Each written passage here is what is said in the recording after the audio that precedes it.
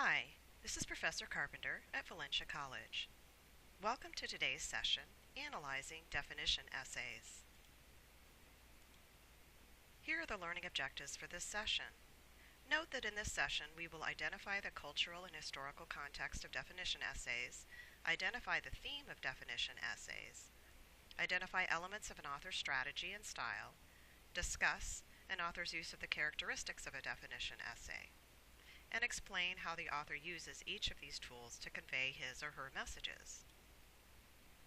This week's readings include Blaxicans and Other Reinvented Americans by Richard Rodriguez and The Green-Eyed Monster, Envy by Joseph Epstein. These essays prompt us to define terms such as envy, jealousy, assimilation, and terms such as immigrant and Hispanic. Let's first look at how the author of Blaxicans by Richard Rodriguez. Rodriguez is the son of immigrant Mexican parents in San Francisco and spoke only Spanish at home with his parents and siblings. He grew up in a Mexican-American section of Sacramento and was educated in Catholic grammar and high schools. He attended Stanford and Columbia universities and is the winner of a Fulbright Fellowship. This essay was published in the Chronicle of Higher Education, a publication for college professors and administrators. So the title of the essay, Blaxicans, refers to a difficulty a little girl who has parents who are black and Mexican had in identifying herself. She called herself Blaxican. Note that Rodriguez uses this story to support his argument that by reinventing language, she is reinventing America. Read the first sentence of the essay.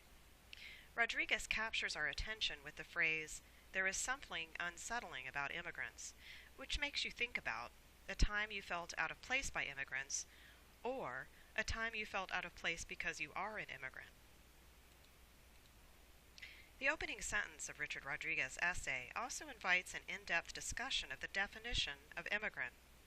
Who is the immigrant he describes as being unsettling? Is it the latest comers, or someone new to America, or something broader? He makes us think about the definition. Stop for a minute and think about these questions. Do you consider yourself an immigrant or an American? What is your criteria for these categories? Do you use other categories other than race to identify yourself? In this essay, Rodriguez is not just defining terms, he is using persuasive tools. These tools are ethos, logos, and pathos. He uses these to appeal to his readers and to argue his point. Let's review what each of these are and how Rodriguez uses them in this essay. Ethos is appealing to the author's authority. In this case, Rodriguez is a published author, and he is one who has experienced the struggle for personal identity. Here he identifies who he is and why he is qualified to speak and write on this issue. I'm speaking to you in American English that was taught to me by Irish nuns, immigrant women. I wear an Indian face. I answer to a Spanish surname as well as this California first name, Richard. You might wonder about the complexity of historical factors, the collision of centuries that creates Richard Rodriguez. My brownness is the illustration of that collision, or the bland memorial of it. I stand before you as an impure American, an ambiguous American. So from that opening statement, he establishes his authority or ethos. Rodriguez uses logos in the form of dates and statistics. For example, he identifies when the 5 categories of ethnicity and race began and when the term Hispanic was coined. Dates are used to show when and how assimilation began, as well as to show why we view things the way we do, and statistics are used to show the large number of people of varying races currently involved in cultural assimilation. Pathos is used to generate concern and emotional appeal for looking at the labeling and identification of individuals in different ways. Rodriguez asks the reader to consider questions such as this. What is this perpetual dialect between Europe and Africa? Why does it admit so little reference to anyone else? So, what myth do we tell ourselves? So essentially he's drawing us into the argument and requires us to think about our answers. Rodriguez then points out that there was a survey about race relations in America, but the poll was concerned only with white and black Americans. His point here is that the American conversation about race has always been a black and white conversation, but this does not reference or include anyone else. And his argument here is that this needs to change because of the diversity of America. Rodriguez points out, in essence, that there needs a change. He discusses his own struggle with identifying who he is and lists these descriptions. He wears an Indian face. He answers to a Spanish surname, as well as a California first name. He calls himself an impure American or an ambiguous American, and states that Mexico is the country of my ancestry. And he also states what other people call him, that in college people called him Hispanic. So Rodriguez points out in the essay that the labeling process of identifying who we are as Americans began with Nixon in the early 1970s, who instructed the Office of Management and Budget to identify the major racial and ethnic groups in the U.S. And this agency came up with these 5 major ethnic or racial groups: white, black, Asian Pacific Islander, American Indian / Eskimo, and Hispanic. And anyone who's had to identify their race on a form understands these categories. So in 2010, the U.S. Census asked about race and Hispanic origin in 2 separate questions. So there are also experimental questions being developed to address the issue of diversity.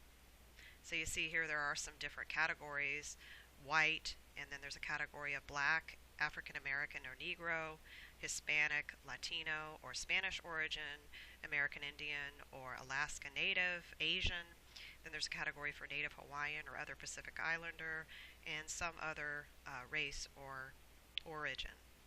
So you can see that there has been some change in the categories offered. So the term Hispanic was used to include a variety of nationalities, including these. So it includes Dominicans and Salvadorians and Hondurans, Mexican and Brazilians, and races, whites, Indians, and mestizos. So Rodriguez is stating in his essay that in college he called himself Hispanic, although at the end of the essay he does not identify himself with the term Hispanic. So like the term Hispanic, the term Asian referred to a variety of nationalities. It could include people from the Far East, from Southeast Asia, or the Indian subcontinent. It also includes Cambodia, China, India, Japan, Korea, Malaysia, Pakistan. So you can see the variety here of nationalities that the term Asian includes. So Rodriguez uses the word assimilation throughout the essay. The term describes the process of social, cultural, and political integration of a minority into a dominant culture and society. For example, in this portrait of Native Americans from the Cherokee, Cheyenne, Choctaw, Iroquois, and Muscogee tribes, you can see the assimilation of these individuals in rejecting their Native American dress for Euro-American attire. These photos dated from 1868 to 1924. The cultural assimilation of Native Americans was an effort by the U.S. to transform Native American culture to European American culture between the years probably 1790 and 1920. So there are 2 views of assimilation. View 1 is those members of minority groups who advocate resisting assimilation because it is a threat to their roots. They believe in giving in to the dominant culture as repressive and repressing important parts of themselves and their birth culture in order to please those in power and thus to reap the rewards of conformity. The other view is that becoming part of the dominant culture is not only necessary but desirable. Rodriguez says of assimilation that assimilation happens. He is in favor of it, he is not in favor of it. Essentially, it doesn't matter because it happens. And he also states that culture is fluid, culture is smoke. You can breathe it, you eat it, and you can't help hearing it. So he essentially makes a metaphor that culture is smoke. Elvis Presley goes in your ear, and you cannot get Elvis Presley out of your mind. In the essay, Rodriguez discusses how he sees himself. Does he see himself as American or Hispanic? You may be curious about his answer. He actually answers that he sees himself as Chinese, and he explains he's Chinese because I live in a Chinese city, which is San Francisco, and, this is important, I want to be Chinese. So that's his criteria for identity. Rather than being labeled, he essentially wants to choose his identity on his own terms. So the essay ends by saying we might talk about the American experience not as biracial, but as the recreation of the known world in the new world. America must change its vocabulary on race and widen its perceptions. We are no longer a black-white nation. Instead, he is a man of many cultures, as are so many of people who live in America. Let's look at the next essay, The Green-Eyed Monster, Envy is Nothing to be Jealous of, by Joseph Epstein. In your discussion in week 7, I asked you to argue whether you felt that the terms envy and jealousy were the same or different. And this essay clearly argues that they are two different words, and actually explains which one is worse, and he explains why. So, what is envy according to this author, Joseph Epstein? Is it a feeling, an emotion, a sin, a temperamental disposition, or a worldview?